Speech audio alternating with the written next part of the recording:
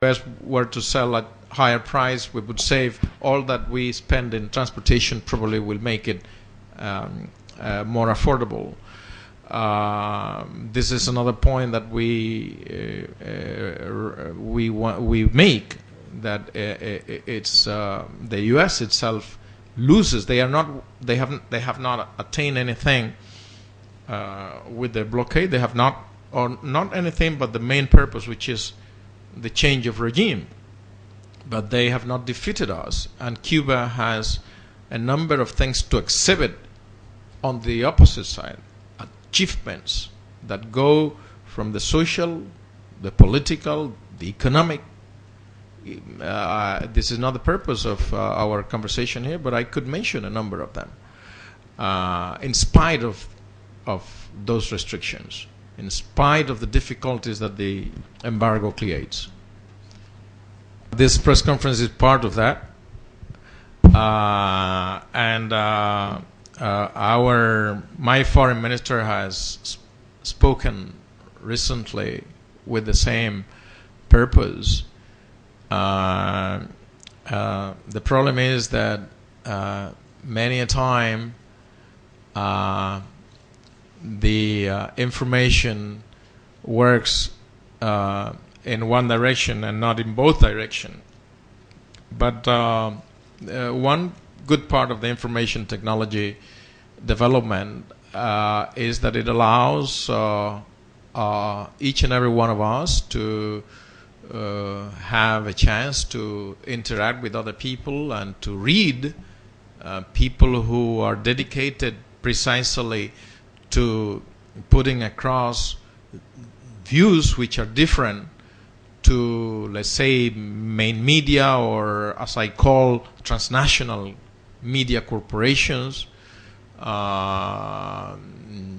Europe, there are many websites, blogs. In Cuba itself, we have made an effort in this regard to put across, because Cuba's views are usually different, at least in the developing world. And many people go to Cuba to see what Cuba is saying about this or that. I think in the bottom of things, it happens because people know that we are not twisting things around, and that we might be wrong. I don't mean that everything we say is correct, but we make our best effort to speak things as they are, talk on the basis of facts, and not be fooling people around. This is what I can say. There is in the document that has been distributed, the last part, a few samples. It was much longer, but I cut it off, of how things of this kind, like Sun Tzu Neo, have been carried out against countries like Brazil. We know a little bit because it exploded recently in Mexico. It exploded a few months back, although not that big a noise was made. In Colombia itself and other countries, technology has been used for illegal purposes, and I think there is an increased awareness in our continent, at least, and I think in the world at large, that the present day information technologies are not just for sending kisses and hugs to my nephew in Alaska, but to dubious objectives very often, especially if your country or your government has been designated as enemy to counter Sun Tzu Neo. No, as far as I know, we have devised some, because you see the media war against Cuba is not just IT platforms. It's media, traditional media also, and from the U.S. there are radio stations. You see, in Cuba, you tune the radio. We are so close. I don't know if everybody knows this is Florida, Gulf of Mexico, and Cuba is right here, 90 miles away only. You tune the radio in Cuba. There are more than 200 radio stations from the U.S. that can be tuned sometimes better than our own because they're more powerful. And there are some which are beaming 24 hours a day propaganda against Cuba, sometimes good, most of the time bad, or lies.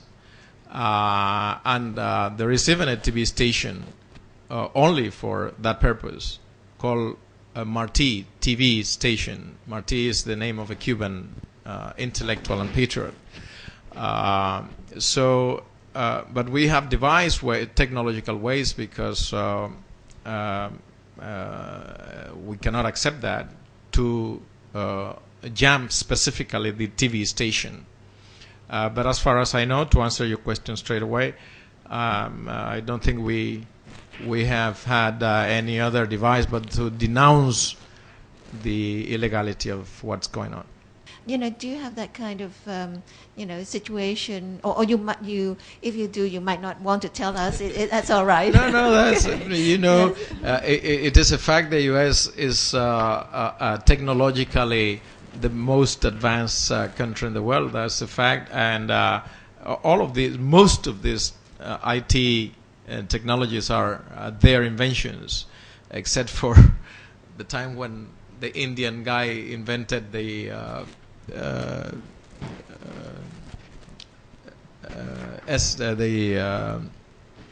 Hotmail thing, but from there to today, it's mostly from there. I was reading recently that, for example, the password thing. Now people is crazy. This is just a passing commentary. People is trying to go into sophisticated passwords, that you introduce numbers and letters and number letters and signs, so much, not less than this and that. Even in the US, with more sophisticated devices that there is nothing safe today. So the best thing that we do, if you want to keep something for some time to yourself, don't talk it, don't send it, because one way or the other there are so few things you can keep as a secret today, because either it's heard from above or watched from above or transmitted by so many means that there is no safe way. So the best thing, if you don't have anything to hide, if you use it for a normal thing, sending a kiss and a hug to your kid in New York or in Paris or in Australia, do it. But if you have something that you don't want others to know, or that could be used against you at one point of time, because, for example, Sun Tzu was working on that. It was creating a critical mass of people, studying each and every one of that 500,000 guys, especially directing things towards the youngsters, because youngsters are easily carried to one way or the other. So if you don't want, don't put it on the web. There is something we should not, that is important to take into account when you speak of Cuba.